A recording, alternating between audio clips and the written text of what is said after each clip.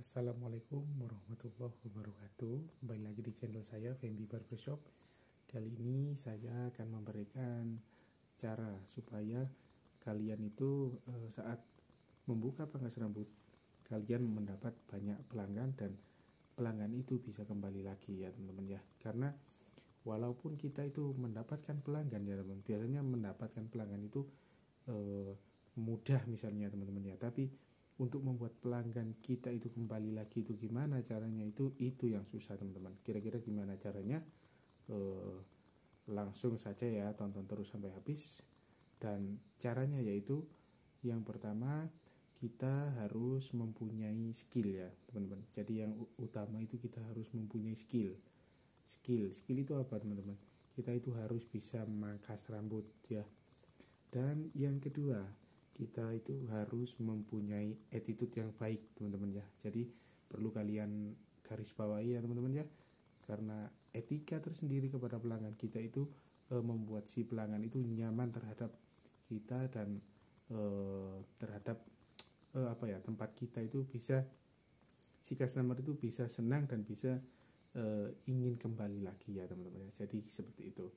Dan yang nomor 3 teman-teman ya, karena kalau kalian udah punya etika, kalian itu harus menerapkan senyum, sapa, dan salam lah ya teman-teman ya, nggak apa-apa. Jadi suatu misal ada si customer ya baru datang dan belum pernah sama sekali ke tempat kalian itu jangan nunggu si customer itu tanya ya ke kalian. Jadi kalian itu sebagai ownernya itu harus menyapa dulu ya teman-teman ya, menyapa dan bertanya kepada si customer itu, misalnya kayak gini, Pak mau potong rambut Pak, silakan masuk Pak, silakan masuk, ini antri satu, atau habis ini Bapak, atau langsung Bapak ya, gitu teman-teman. Jadi pokoknya istilahnya kita sebagai owner itu harus ramah terhadap si pelanggan, baik pelanggan yang baru pertama kali ke tempat kita ataupun yang udah ke kita. Dan sambil kita mangkas itu teman-teman ya, kita itu harus mengajak ngobrol ya teman-teman ya, atau mengajak komunikasi ya, misalnya bertanya rumahnya di mana, terus pekerjaannya apa, dan lain-lain ya. Tapi seperlunya aja ya teman-teman ya, karena ada sebagian orang itu yang senang diajak komunikasi dan ada sebagian orang itu yang nggak terlalu suka bicara. Jadi kita harus bisa menempatkan ya teman-teman ya. Nah seperti itu. Nah yang selanjutnya nomor 4, kita itu harus cerdas atau mengerti tentang dunia rambut atau model rambut ya teman-teman ya. Jadi kita itu harus mengerti ya nama-nama potong rambut yang sekarang lagi tren itu, harus mengerti. Karena nggak sedikit pula yang customer kita itu lebih mengerti daripada kita yang sebagai profesi pangkas rambut ya. Saya saja sering kali itu ketinggalan ya teman-teman. Jadi si customer kita itu udah tahu, jadi sayanya yang belum tahu. Misalnya kayak dulu ya, pertama kali muncul comb hair, ada si customer saya minta tak tanya dulu ya, mau pangkas apa gitu. Terus dia bilang itu mau dipangkas comb hair. Ternyata saya nggak tahu waktu itu ya, karena awal muncul ternyata comb hair itu adalah potong rambut Korea ya teman. Jadi kita itu harus mengerti dan banyak-banyak belajar ya teman. Nah selanjutnya yang nomor 5, kita itu harus nurut ya kepada si customer. Maksudnya nurut itu customer itu mau potong rambut kayak apa aja itu harus kita turutin ya teman ya. Cuman misalnya kita itu melihat si customer misalnya mau pangkas rambut yang aneh-aneh gitu, kita saranin aja dulu. Kalau misalnya udah kita saranin, si customer tetap mau yang kayak kemauannya yang nggak apa-apa ya, kita turutin aja. Karena karena keinginan si customer itu lebih penting daripada kesukaan kita sendiri. Jadi kita itu harus menuruti apa kata si customer itu tadi teman-teman. Nah seperti itu. Dan yang selanjutnya yang nomor 6-nya itu, kita itu harus nggak keburu-buru ya teman-teman ya, karena nggak ada yang namanya hasil yang bagus itu dengan proses yang cepat. Tadi nggak ada ya teman-teman ya. Jadi kita itu harus telaten teman-teman, kita harus telaten, sabar ya, apalagi kalau mangkas anak kecil itu kita harus sabar ya teman-teman ya.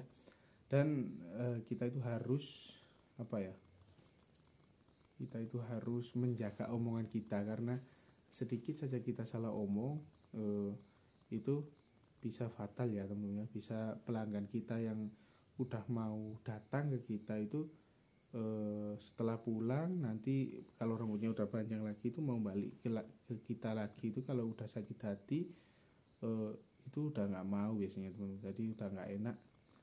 Jadi seperti itu ya. Nah lanjut, kita itu harus teman-teman, persyaratan yang nomor 8 ya teman-teman ya. Bukan persyaratan, maksudnya tipsnya yang nomor 8 itu kita harus selain kita itu harus bisa skillnya mampu, terus attitude-nya itu baik, terus ramah, terus kita itu nurut kepada si customer, kita udah saranin yang baik kepada customer, dan kita itu juga harus mengasih plus-plus ya teman-teman ya. Maksudnya plus-plus itu setelah pangkas rambut, setelah kita mangkas rambut si customer itu tadi, kita itu harus bisa minimal menstyling ya teman-teman, menstyling menggunakan sisir ataupun hair dryer ataupun dikasih produk. Jadi si customer itu bisa senang biasanya teman-teman. Jadi gitu. Dan kita itu harus memunculkan kata-kata di akhir si customer itu selesai yang membuat hati si customer itu seneng ya teman-teman. Tapi bukan berarti bohong ya teman-teman ya. Misalnya, nah udah selesai pak, ganteng pak, wis gitu. Atau gini, udah selesai, udah rapi pak, udah rapi, bagus pak, pantes. Nah gitu.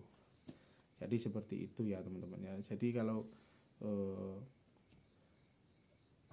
kalau soal harga ya teman-teman ya, itu tergantung di lokasi kalian ya teman-teman ya.